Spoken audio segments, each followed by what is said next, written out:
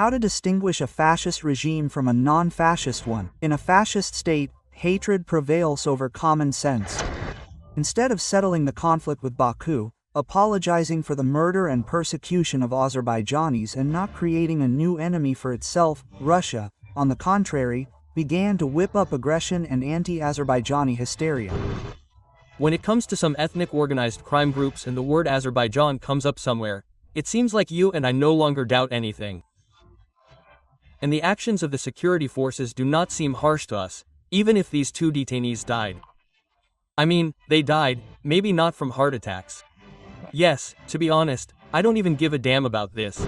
The Kremlin said, "Faz" to propaganda, and it, foaming at the mouth, straining its vocal cords, pounced on its former strategic partner. All the hackneyed chauvinistic and xenophobic cliches, with which the Kremlin had been creating an enemy image from Ukraine for 10 years, were used. If Russia raises an eyebrow for a second, we are Azerbaijan's third trading partner.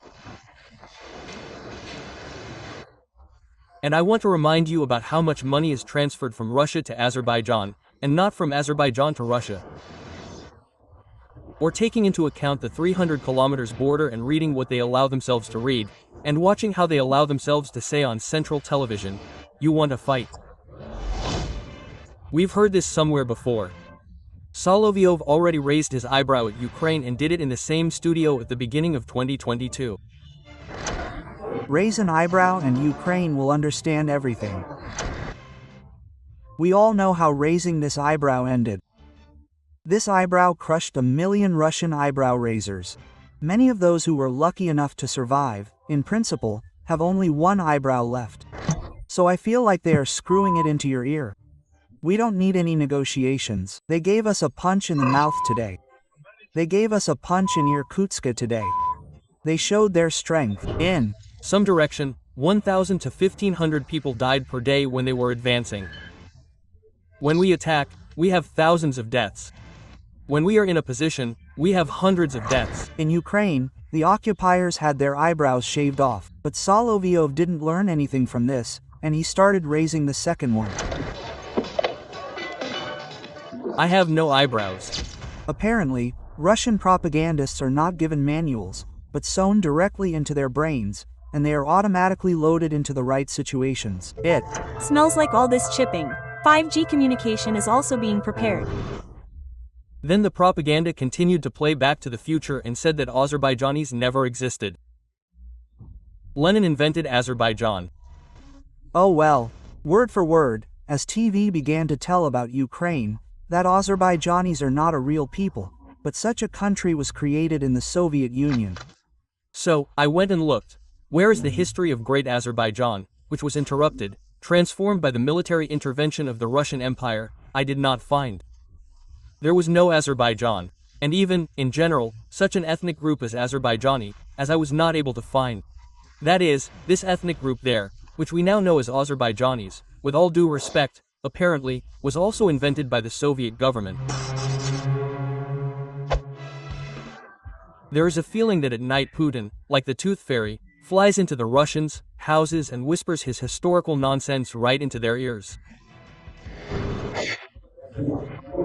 So, I will start with the fact that modern Ukraine was entirely and completely created by Russia, or rather Bolshevik, communist Russia. Mordin completely went crazy and declared that Baku is an originally Russian city, which Russia must return.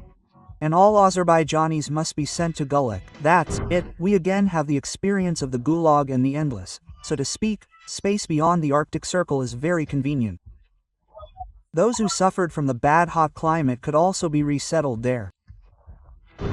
That's how calmly they discuss the genocide of an entire people in a cozy studio. And in Russia this is not considered inciting ethnic hatred. In Russia this is normal and even commendable. After all, Russia is a Nazi state in which Russians are the superior race. Everyone else should shut up and submit to the great big brother with the big legs. How long will it take for a 30-year-old independent republic to attack a 1,000-year-old Rus, even if only diplomatically? Will there not be some kind of harsh response? For the right to be and remain Russia, a state with a 1,000-year history? Today in Russia, anti-Azerbaijani sentiments even prevail over anti-Ukrainian ones. There are calls to ban diasporas altogether and analyze their property. The Zetniks are going crazy and demanding to hit them in the side with all guns. They are seriously ready to open a second front in the Caucasus. Russians don't care at all who they fight with. The main thing is to fight, because war in Russia is now vitally important for both the top and the bottom. For the Kremlin, this is a way to stay in power and not be shot from the cruiser Aurora. And for the bottom, it is the only way to make money. And if you are lucky and they kill you, then your mother will even be able to buy a microwave. Thank you for your son, for raising such a person. And so take it from the administration, from the entrepreneur, Otirovich. This is ours. This is, firstly, my advisor to the head of the administration. Secondly, he is an entrepreneur and investor. He is simply a patriot of his city, and it is very painful to perceive such things. That's all. Therefore, this is a gift from all of us, as the father of a fallen soldier. Thank you for your son. The fascist Russian society is no longer able to sensibly assess the risks and consequences of its actions and statements. Protecting Russian speakers, they kill Russian speakers. The demilitarization of Ukraine has armed it even more. The attempt to push NATO aside led to NATO expansion. The desire to maintain influence over neighbors turned neighbors into enemies. All of Moscow's goals have been fulfilled in the opposite way, because in a fascist state, hatred prevails over common sense. And what do I want to say? Of course, I want to say that anyone who plays with Russia, anyone, should be put in the zoo position. We should not let absolutely anyone play with us, neither Armenians nor Azerbaijanis. Even the most devoted Putinists have short-circuited from the Nazi stream from TV and Telegram. Collaborator and archmage of historical sciences Oleg Sarev openly doubted the adequacy of the dwarf geostrategist. When did World War II begin?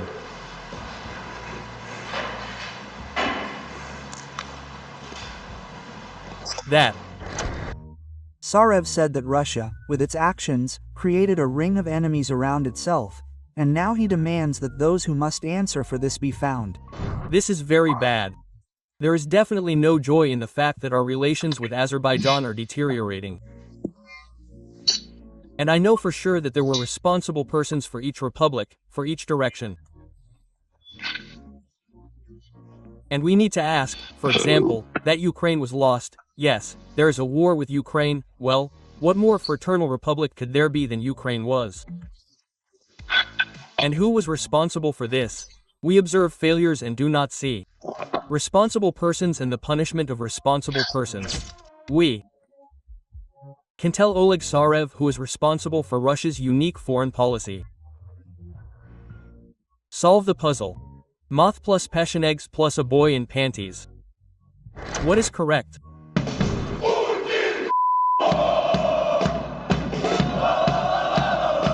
La la la la la la la la.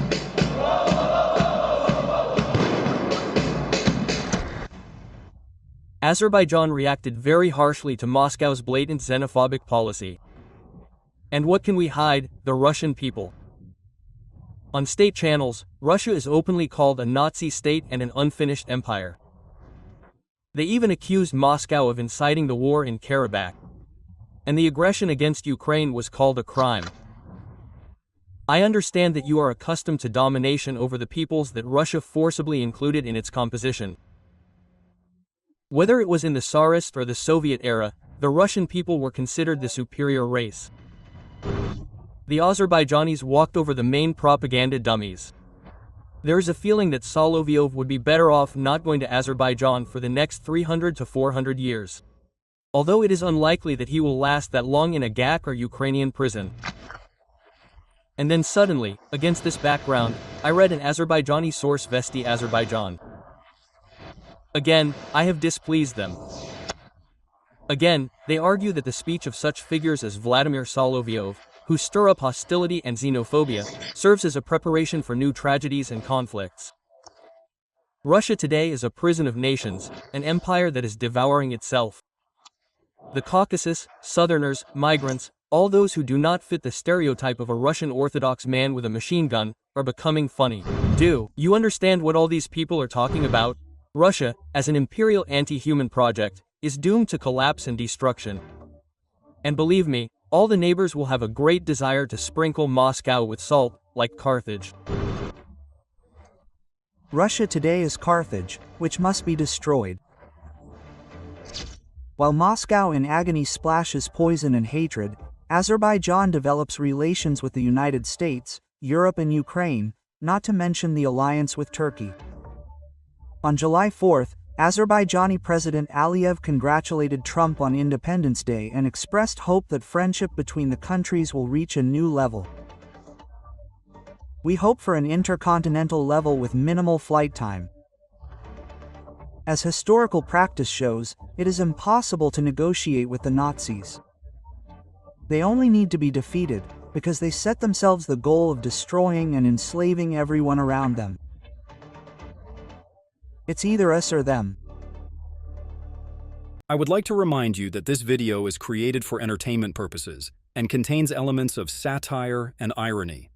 All facts and events are presented in a hyperbolized or exaggerated form to convey a comedic or dramatic effect. Our goal is not to mislead, but to highlight humor. Please take it with a smile.